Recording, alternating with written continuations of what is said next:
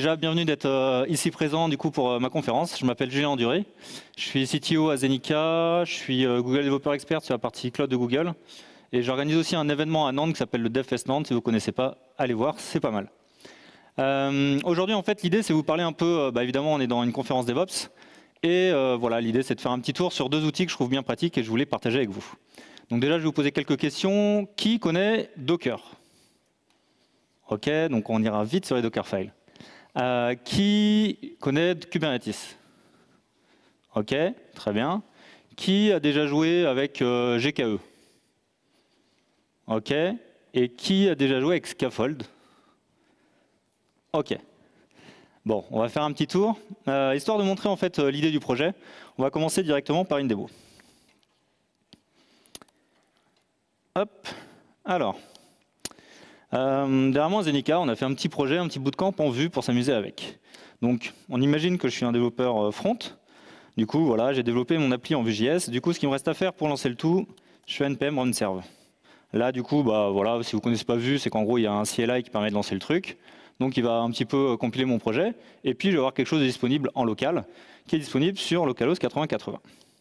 Donc là, du coup, je peux aller voir ce que j'ai créé.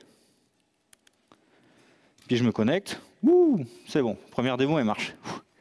Bon, une fois qu'on a fait ça, c'est bien beau, mais on est dans un monde aujourd'hui, en 2018, où on parle tout le temps de conteneurs. Il faut conteneuriser son application. OK. Donc, on imagine que côté Ops ou côté DevOps, ils viennent me voir et me disent « Non, mais ton appli Vue.js, c'est cool, elle tourne en local, mais nous, ce qu'on veut, c'est un conteneur. » Très bien. Bon, je vais aller voir ça, et je vais créer un Dockerfile. Bon, un Dockerfile, les bonnes pratiques, c'est de faire un multi-stage build. Donc, je pars en fait d'une Alpine Zenica où en fait on a rajouté dedans certaines choses comme Git pour avoir directement le package JSON, un lien vers un GitHub, ou encore GCC pour par exemple pour SaaS. Et puis derrière, on n'oublie pas de d'abord mettre le fichier de description de nos dépendances, installer les dépendances, après copier nos sources, faire un npm run build pour avoir un Vue.js complètement final. Et puis voilà, à la fin, je repars d'une Nginx et puis du coup, c'est disponible. OK, donc là, bon, ça a l'air de bien marcher. Donc, je vais créer mon image. OK, donc je build. Donc ça, c'est le nom, parce qu'après derrière, j'utilise la registrie de Google, mais voilà, c'est le nom d'une image. Donc là, je build en local. Donc je lance la commande. Hop, il envoie tout ce qu'il faut. Donc bon, tout est pris from cache, parce que j'ai lancé un petit peu avant pour au moins gagner cette étape-là un petit peu de temps. Et donc voilà, bon, quelque chose que vous connaissez tous, puisque tout le monde a levé la main quasi pour Docker. Donc une fois que ça marche, je peux lancer mon image. Et du coup, si je retourne sur mon magnifique appli sur localhost 8080, ça continue de fonctionner. OK, c'est pas mal, mais n'empêche que si maintenant je vais dans mon bootcamp.vue et que je rechange quelque chose ici, je suis obligé d'arrêter le conteneur existant, reconstruire mon image et relancer la commande. En termes de développeur expérience, en termes de DX, c'est pas génial quand même. On va dire que là, le développeur front, Docker, laissez-le de côté, hein, pour le moment, c'est pas terrible. À chaque fois que je fais une modif, je suis obligé de refaire toutes ces manip-là. Ça m'intéresse pas énormément. OK. Et en plus, il y a les ops qui viennent me voir, ils me font « Ouais, mais c'est bien beau un conteneur, mais nous, en prod, on ne fait pas un Docker Run, hein, un Docker Container Run, pardon. Nous, on utilise Kubernetes. » Ah, OK. Donc, pour Kubernetes, qu'est-ce qu'il faut avoir? Donc, voilà, j'ai pris la doc de Kubernetes. Ce qu'on dit, c'est en gros, il faut un truc qui prend l'image, qui indique le port de l'image, et puis j'ai créé un service pour pouvoir y accéder sur le port en local 30504. OK, donc ça, c'est dans la doc de base, hein. J'ai fait les plus petits YAML disponibles. Donc ça, c'est disponible. Première chose que je vais faire, c'est qu'il est mon conteneur existant. OK. Et puis, du coup, là, en fait, ce que j'ai fait, c'est que j'ai pris quelque chose d'assez simple. J'ai Kubernetes qui tourne avec mon Docker Engine. OK, puisque du coup, on a Kubernetes qui est potentiellement disponible. Donc là, juste pour vous montrer et tester que ça marche, voilà, donc j'ai rien de spécial d'installé. Donc j'ai mes fichiers YAML qui sont décrits, j'ai mon appli qui est packagée, maintenant je vais la déployer sur Kubernetes en local.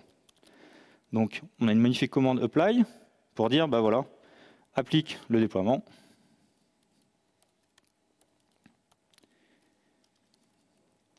Et applique le service. Donc là, normalement, bon, il a fait ce qu'il fallait, et j'ai bien un pod qui tourne avec mon Nginx. Là, du coup, je peux prendre le port que j'avais indiqué, 30 504. Et puis du coup, je regarde. Ah non, ça c'est gros échec. Ouh, ça marche. Donc ok. Donc là, j'ai fait 3 différentes étapes. D'abord, j'ai lancé avec npm run serve. Après, j'ai dockerisé, j'ai lancé avec Docker. Et là, maintenant, je suis dans Kubernetes et du coup, ça marche aussi en local. Ok, mais n'empêche que là, si je fais des modifications de mes YAML, je suis pas vraiment dans une infra immutable. Potentiellement, il faut que je delete du coup ce que j'ai appliqué. Ok. Du coup, il faut que je delete ce que j'ai appliqué. Puis après, derrière, il faut que je m'amuse à tout redéployer à la main, donc reconstruire l'image, redéployer. Donc on voit que vraiment là, l'expérience développeur, elle est encore plus naze. Ok. Donc tout ça pour dire qu'au final, j'ai des modifs dans mon code, j'ai des modifs potentiellement dans mon Dockerfile pour décrire la façon dont je vais le construire, et j'ai des modifs dans les YAML pour les fichiers de description pour Kubernetes. Ok, donc ça fait 3 différents niveaux où je peux faire des modifs, et à chaque fois, je suis obligé de retester un peu manuellement. Donc ça, c'est vraiment pas terrible. Alors heureusement, j'ai un outil qui est disponible en fait en open source dans l'organisation Container Developer Google Container Tool, pardon, qui s'appelle Scaffold. Scaffold, la promesse, c'est d'avoir quelque chose de répétable, ok, pour déployer des choses sur du Kubernetes. Ce qui va être intéressant, c'est qu'en fait, on va avoir 2 commandes principales, Scaffold Dev et Scaffold Run. Ce qui est intéressant avec Scaffold Dev, c'est qu'en fait, il va regarder le répertoire sur lequel je suis, mon code source, le répertoire courant, et puis à chaque fois que je vais faire une sauvegarde, il va faire différentes étapes, mais notamment, il va faire l'étape de reconstruire l'image, et il va faire l'étape de redéployer sur Kubernetes. Okay, et ça m'intéresse. Donc comment on décrit cette notion-là avec Scaffold? En fait, on a un petit fichier, un scaffold.yaml, donc on a encore un YAML, mais l'idée c'est pour en manipuler peut-être un peu moins. Et dedans, en fait, on va avoir une étape de build qui va indiquer, en fait, voilà, c'est telle image que je veux builder. Le contexte, c'est le répertoire courant. Et puis, les fichiers de description pour Kubernetes, ils sont présents dans ce répertoire-là. Donc là, déjà, bon, ça paraît assez simple, assez minimaliste comme configuration. Et je vais pouvoir du coup lancer une commande qui est scaffold dev. Donc là, pour info, j'utilise bien Docker for Desktop au niveau de ma commande kubectl. Il relance les étapes en fait de construction de mon image. Okay, et puis, il va après ensuite regarder le répertoire du coup où j'ai mes fichiers de description Kubernetes et il va déployer tout ça du coup sur mon cluster en local. Là, c'est le VueCLI qui compile, hop, il a fini, et pif, paf, pouf, c'est disponible. Ok, donc là, il a déployé ce qu'il fallait. Ok, c'est disponible, et du coup, normalement, si je m'y connecte, ça continue de fonctionner. Ok, mais du coup, bon, qu'est-ce que j'ai gagné? Là, en fait, Scaffold, l'idée, c'est de regarder un petit peu ce que ça donne. Ah, déjà, premier truc qu'on peut regarder, j'ai fait un F5 sur mon appli. Et qu'est-ce qu'on voit ici? Des logs. Donc ça, c'est aussi quelque chose d'intéressant, c'est qu'automatiquement, il va rediriger tous les logs de mes pods directement dans mon interface, dans mon terminal. Donc ça, c'est une première feature qui peut être intéressante. Je ne suis pas obligé de regarder les logs un peu partout. J'ai directement dans le terminal où j'ai lancé Scaffold Dev, j'ai les logs de mon application. Donc Scaffold, on a dit, ça permet potentiellement d'appliquer des modifications à chaque sauvegarde. Donc première chose que je vais faire, c'est une sauvegarde au niveau en fait applicatif. Ok, donc je vais modifier mon message. Et là, j'ai fait un CTRL-S. Si on regarde, j'ai fait CTRL-S, et voilà, il redémarre un build. Donc il m'indique toujours qu'il utilise le contexte en local. Et du coup, il relance en fait la construction de mon appli Vue.js, et il va redéployer les fichiers YAML conséquents. Donc là, c'est le premier niveau. Alors là, ça prend un peu de temps parce que j'ai la VueCLI qui vraiment compile l'appli comme si je voulais la mettre en prod, mais ce qui correspond un petit peu à ce que mes ops désirent. C'est-à-dire que là, en local, j'essaie de refléter un petit peu ce que, on va dire, mon organisation préconise de faire. Okay, donc ils m'ont indiqué qu'ils utilisaient Kubernetes. Donc l'idée, en fait, c'est que je puisse tester les comportements qui ressemblent un petit peu à ce qui va partir peut-être en QA ou en prod, ou etc. Donc là, il me dit que c'est déployé. Et puis du coup, ça fonctionne. Donc là, ça commence à être intéressant. C'est que je fais un CTRL-S, je n'ai pas besoin de relancer la construction de mon image à la main, redéployer les fichiers. Là, il fait tout seul comme un grand. Autre chose qui peut être intéressant, c'est que je peux du coup faire des modifications.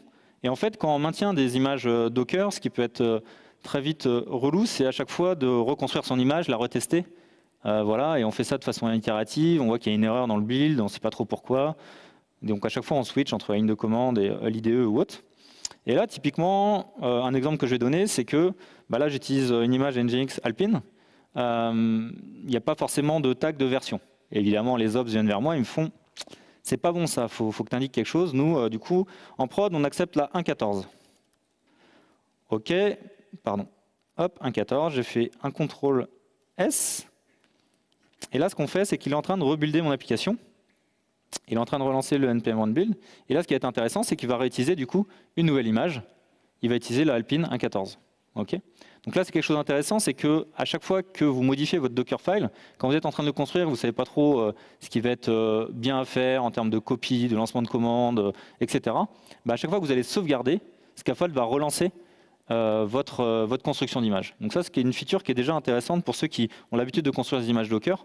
C'est quand même assez relou à chaque fois de switcher entre les lignes de commande, le fait de faire des modifs, construire, etc. Donc là, il m'a tout redéployé, et il m'a tout redéployé dans mon cube. Et si je rafraîchis, ça marche toujours. Ouais, un Nginx latest, donc je crois que c'est une 1.15 et la 1.14, ça se comporte à peu près de la même façon. Donc je pourrais aller voir les logs en détail peut-être pour voir la différence. Mais là, je sais pas si, non, j'ai pas de version spécifique indiquée à ce niveau-là.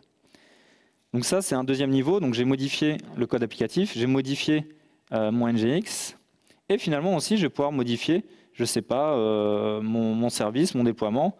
Donc là, peut-être que les ops ils me disent ouais, finalement en fait on a 4 réplicas, donc ce serait bien que tu testes ton appli en local avec 4 réplicas. Et là on voit, voilà, il a modifié à la sauvegarde, il a modifié mon Nginx deployment. Et donc si je rafraîchis, ça marche toujours. Voilà. Donc ça c'est plutôt cool, c'est que du coup on a quelque chose qui fonctionne bien, on peut jouer avec chez YAML. Sachant qu'en fait, quand vous faites du Kubernetes, vous testez un nouvel ingress controller, vous testez je ne sais pas trop quoi, on se retrouve avec quand même beaucoup de configurations dans les YAML. Et ça, vraiment, c'est quelque chose aussi que j'apprécie pas trop, c'est beaucoup de configurations. Et des fois, en fonction de la doc, de votre niveau de connaissance, c'est pas toujours évident de bien connaître ce qu'on veut avoir. Là, l'idée, en fait, c'est de se dire qu'à chaque fois que je fais des modifications dans le YAML, à chaque sauvegarde, il va me redéployer ça dans mon Kubernetes. OK, donc là, je remets réplica 1, et puis du coup, il va refaire les modifs, et il va repasser à 1. Bon, très bien. Truc intéressant aussi, c'est que là, donc, il étudie, il watch les changes toutes les secondes. Et derrière, en fait, si je fais un CTRL-C, en fait, il y a une étape intéressante, c'est qu'il indique cleaning up. OK, et ça, c'est une feature assez intéressante, c'est que du coup, si je regarde mes pods ou mes services, il a tout enlevé.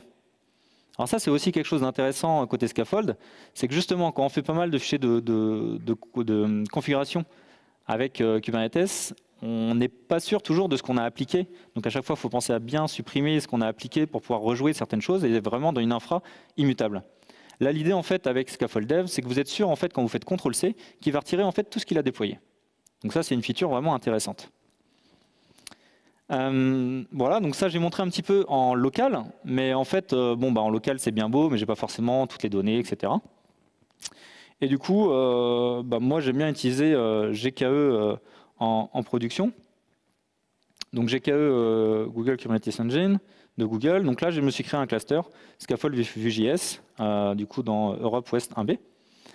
Et l'idée, c'est de voir en fait que ce genre de choses, ce qui est pratique, c'est que je peux potentiellement sélectionner mon cluster et en fait le copier, le dupliquer. Donc je peux très bien prendre le cluster de QA, qui a par exemple peut-être des données qui sont peut-être plus signifiantes, le dupliquer donc sur un nouveau cluster que j'ai demandé à GKE, qui est du coup instancié, on va dire, dans les 5 minutes avec tout ce qu'il faut. Et derrière, en fait, je peux jouer avec. Okay, je peux tester ma nouvelle application, je peux vraiment m'amuser avec. Donc pour ça, première chose à faire, c'est qu'on va appeler une commande pour dire maintenant, au lieu de te connecter à mon cube qui est en local, tu vas te connecter au cube qui est du coup Scaffold Vue.js qui est dans la zone Europe West 1B. OK. Donc là, je récupère les pods. J'ai rien de spécial. Ce qu'on va faire maintenant, c'est qu'on va faire la même chose. Je fais un sudo juste pour montrer une autre feature qui peut être intéressante, c'est qu'on va avoir du proxy forwarding. Évidemment, le password, si c'est bon. Voilà, donc là, j'ai lancé le truc. Donc à part le fait d'avoir dit que maintenant, je me connecte en kubectl à mon cluster qui est distant, on voit qu'en fait, là, il va builder en local mon application, qu'ensuite, il va faire un push. Okay. Donc la majorité des layers existaient déjà, sauf la dernière, qui était avec le petit message from Marseille qui n'existait pas. Et puis, en fait, on voit qu'il a déployé ce qu'il fallait, et j'ai un Nginx deployment et Nginx service qui est disponible sur mon élément. Et on voit ici qu'il a fait du port forwarding.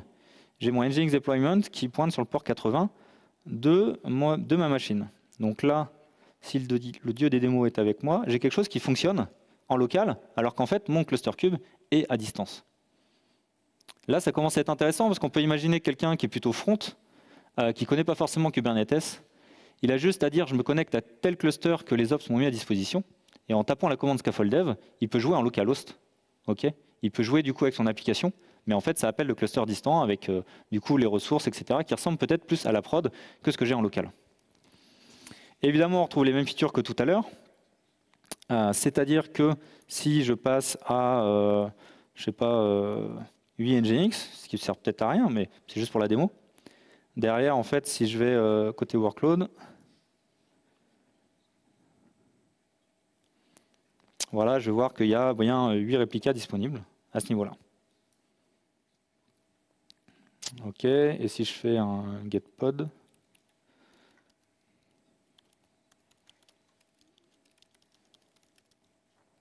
j'ai bien eu mes 8 éléments. Truc intéressant aussi, c'est que du coup, si je vais retourner ici plutôt, hop.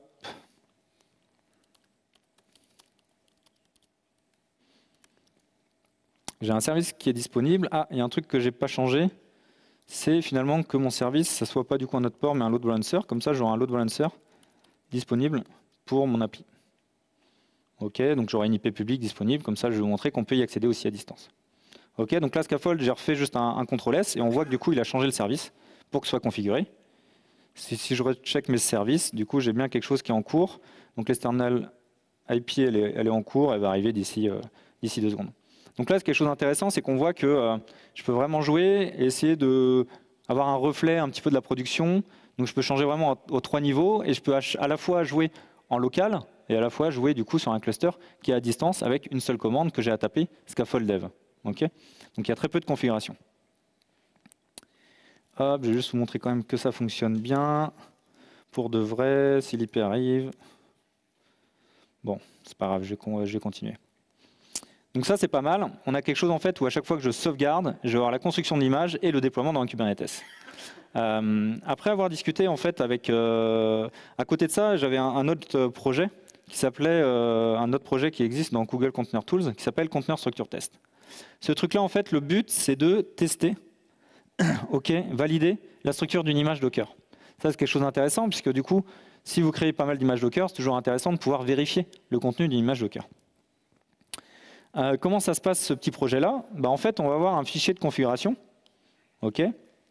Et par exemple, les premiers tests que je fais, je vais juste en faire un pour le moment, je vérifie la version de mon Alpine. J'attends que quand je fais un 4 de ETC Alpine Release, j'ai un 3.8.1 disponible. Donc ça, c'est un premier niveau de test qu'on peut faire et que je peux lancer en fait en ligne de commande. Donc je dis conteneur structure test, fais le test sur telle image et avec telle configuration. Et là, du coup, j'ai un projet qui est intéressant. Je vais avoir un truc assez classique, je pense que tout le monde, enfin j'espère, essaie de faire des tests. Et donc voilà, on a un truc qui teste, il vérifie la sortie standard et c'est passé. Je peux faire d'autres styles de tests sur mes images. Je peux tester par exemple l'existence de fichiers ou la non-existence de fichiers.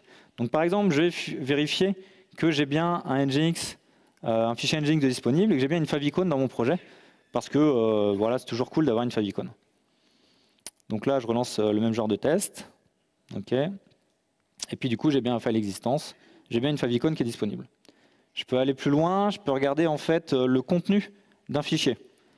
Donc là, typiquement, ce que je vais faire, c'est que dans mon HTML, je vais vérifier que j'ai bien ma favicon qui est déclarée, et je vais vérifier surtout qu'il n'y a jamais écrit localhost dedans. Parce que si j'ai quelque chose localhost qui part en prod, je pense que ça n'a pas bien marché. Donc là, je peux relancer le test, évidemment, vous l'aurez compris. Le build avec Vue.js, il a checké de toute façon qu'il n'y avait pas de localhost, donc tout va bien. Et dernier test que je peux effectuer, c'est tester les métadatas aussi. Donc typiquement dans mon Alpine Nginx, j'ai la version qui est décrite comme une variable d'environnement, j'ai un port exposé, j'ai la commande par défaut qui est exécutée, puis par exemple la working directory. Et en fait ça aussi c'est des tests que je peux effectuer avec container structure test.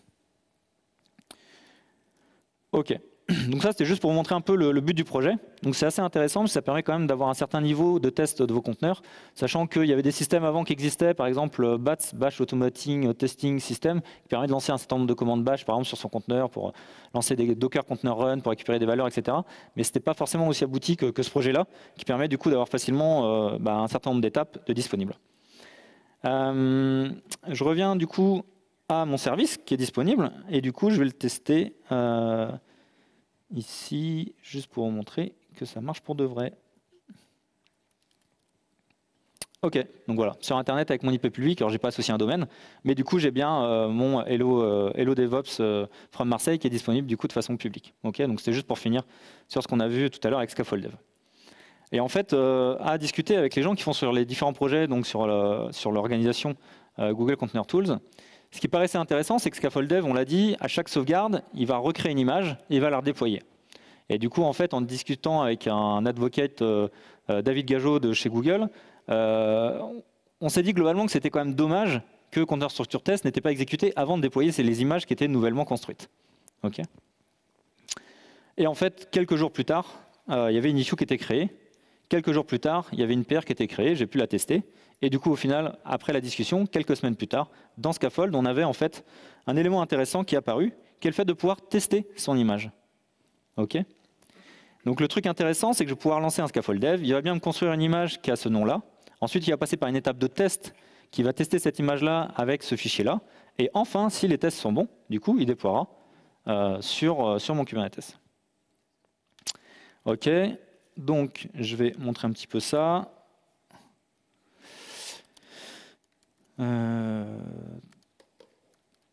Hop, donc je lance avec un autre fichier.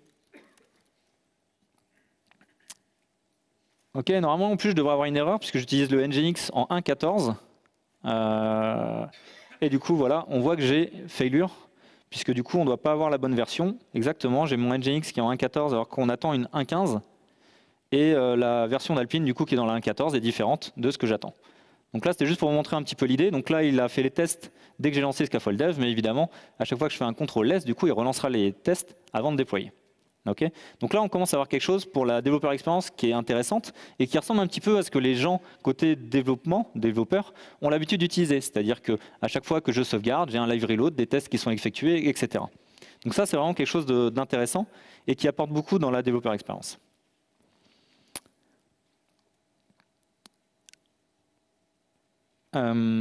Après, pour finir, ce qui est intéressant aussi sur Scaffold, c'est qu'on a vu qu'on avait un fichier de description qui était disponible.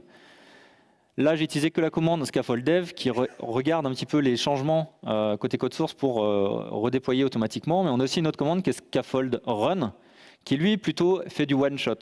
Okay, donc il ne va pas écouter les changements, il va juste lancer la commande une seule fois. Et ce qui est intéressant avec Scaffold aussi, c'est qu'on va avoir un certain nombre de choses au niveau des nommages de vos images qui sont créées automatiquement. Donc là, j'ai rien de spécial puisque je suis sur mon Git, sur master. Donc en fait, il a pris le git commit pour essayer de créer l'image. Okay, donc là, je vais retrouver ici mon commit git, le numéro, okay, pour le nom de l'image. Après, il me dit que c'est dirty parce que c'est un truc en master qui génère tout seul comme un grand. Ce qui est intéressant, c'est que si je lance Scaffold Run sur un tag git, en fait, il va prendre la version de ce tag-là pour créer la version de l'image. Okay, donc il y a un certain nombre de choses comme ça en termes de configuration et en tout cas de convention de nommage qui sont très intéressantes à ce niveau-là. Ok, donc c'est pas mal. J'ai eu mes démos qui ont fonctionné. Ce que je voulais vraiment porter l'attention cet après-midi, c'était vraiment de se dire que, vous avez vu, les layers, c'est très important. Typiquement, là dans le projet, j'ai mal fait quelque chose, puisque quand je modifiais mon fichier Dockerfile, ça rebuildait le Vue.js, alors que le Vue.js n'a pas bougé. Donc typiquement, c'est pas terrible. Et je perds du temps en fait en termes de construction de mes images. Donc le truc très important, c'est vraiment la construction en layer de vos images. Il faut trouver vraiment le bon ratio entre les changements et la gestion du cache. C'est quelque chose vraiment qui est primordial. Pourquoi c'est primordial? Si je reprends l'exemple du développeur Vue.js, lui, il ne va pas attendre 5 minutes que son image reconstruise à chaque fois qu'il fait un CTRL-S. Okay, il veut quelque chose qui marche bien, qui soit fluide, un petit peu comme son npm run serve. Donc c'est là où c'est important en fait, d'avoir quelque chose qui fonctionne bien. Autre point aussi important, c'est que si vous avez des mécanismes de CI ou de CD, qui sont disponibles. Évidemment, l'idée aussi, c'est pas d'attendre 10 minutes pour avoir le résultat, par exemple, de la construction d'une image. Donc là aussi, en fait, l'idée, c'est d'avoir un feedback le plus rapide possible. Donc les layers sont très importants. Scaffold, c'est intéressant. Alors j'ai mis les fusées de SpaceX parce qu'elles sont réutilisables. L'idée de Scaffold, c'est un peu en fait de mettre votre conteneur dans une des fusées, il va l'envoyer sur votre cluster Kubernetes et il va revenir pour prendre les nouveaux changements la prochaine fois. Donc c'est quelque chose de vraiment intéressant, c'est d'avoir une infra qui est du coup répétable, immutable. À chaque fois que vous allez faire des changements, il va redéployer les fichiers. Donc ça, c'est quelque chose vraiment de très sympa. Ce qui est intéressant aussi, c'est que d'un point de vue onboarding, pour les personnes qui ne connaissent pas Kubernetes, en fait, si quelqu'un, on va dire un Ops au hasard qui connaît la prod, a configuré en fait ce qu'il faut en termes de fichiers Kubernetes, de fichiers de description dans le projet, le développeur en fait front Vue.js peut se concentrer plutôt sur la partie Vue.js, mais quand même avoir quelque chose qui tourne dans Kubernetes. Okay, donc ça, c'est quelque chose d'intéressant. Il a juste à installer Docker avec en plus, du coup maintenant on a Kubernetes qui est disponible avec Docker. Et ça y est, il peut déployer sur du Kubernetes. Donc il peut quand même en fait travailler dans un environnement qui se rapproche le plus possible de la prod. Et c'est quelque chose qu'on tend quand on fait du DevOps, d'essayer d'avoir les mêmes outils. L'autre aspect aussi, c'est surtout ne pas faire ça, des checks manuels, par exemple de son image. Donc là aussi, c'est très important quand même d'avoir un produit, un outil qui vous permette en fait de tester vos images. Évidemment, on ne veut pas déployer en production des images qui ont des problèmes ou qui ne correspondent pas à ce qu'on veut ou à nos conventions, à notre politique, que ce soit en termes de sécurité, etc. Donc là, c'est très intéressant quand même de pouvoir travailler, d'avoir par exemple un certain nombre de choses qui sont disponibles côté Ops pour contraindre un petit peu les images, mais en même temps laisser la liberté au développeur de jouer avec son Dockerfile. Et en fait, si ça ne respecte pas un certain nombre de contraintes, de toute façon, ça ne fonctionnera pas avec Scaffold. Donc ça permet en fait après derrière de faire de la discussion et peut-être que le Ops va faire une PR sur les tests pour s'assurer que ça fonctionne bien. Enfin bref, ça permet d'avoir de la collaboration là-dessus. Donc ça, c'est quelque chose d'assez important.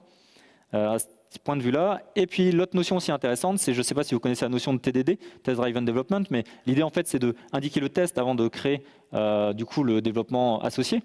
Là l'idée aussi c'est potentiellement un nouveau projet se lance, un Ops a peut-être des règles de sécurité qu'il va pouvoir tester et du coup indiquer les tests directement avant que le Dockerfile soit créé pour dire de toute façon ton image il faut qu'elle respecte ça. Il faut qu'il y ait peut-être un agent, il faut qu'il y ait peut-être tel fichier, etc. etc. Donc ça, c'est pas mal de choses qui sont intéressantes en termes de partage au sein d'une organisation, de bonnes pratiques aussi, et de vérifier en fait ces bonnes pratiques. Moi, globalement, j'aime bien ces deux outils. Aujourd'hui, j'ai pas mal joué avec Kubernetes, mais je ne suis pas un expert.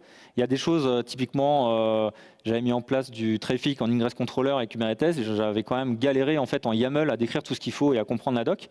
Peut-être que je ne m'y connaissais pas assez en trafic, mais en fait, dans l'idée, quand on veut tester des choses, c'est très pratique de lancer un scaffold dev. On joue avec son cluster Kubernetes et en fait, au moment où on fait CTRL-C, c'est fini. Okay, donc on n'a pas bousillé, je sais pas, un cluster que quand même nous a mis à disposition, etc. C'est disponible à ce niveau-là. Donc ça, c'est vraiment un outil que j'aime bien. Et l'association avec quelque chose qui permet de nous tester des choses, c'est encore mieux. On a quelque chose qui est très fluide. Juste pour finir aussi, au niveau des deux projets, ils cherchent des contributeurs, ils cherchent des gens qui testent ces deux produits. Donc n'hésitez pas, ils cherchent pas mal de feedback à ce niveau-là. Donc n'hésitez pas aussi à contribuer ou en tout cas à tester ces deux outils-là à ce niveau-là. Je vous remercie en tout cas pour cette conférence et j'espère que vous adopterez Scaffold prochainement. Merci.